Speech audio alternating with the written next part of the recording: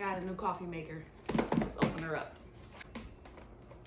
This is the Mr. Coffee 5-cup mini brew programmable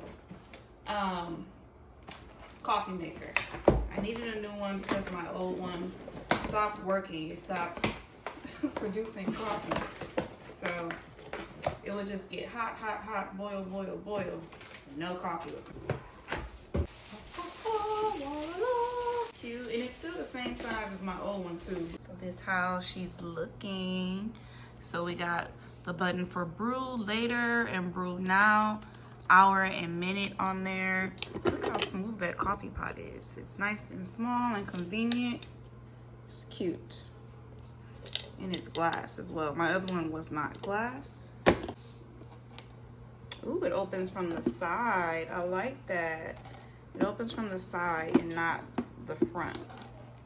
So that's how it looks. Water, don't mind those dishes in the sink.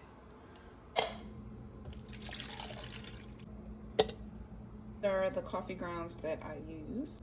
All right, the water's in there, the coffee's in there. I am guessing let's just hit brew now. She's brewing.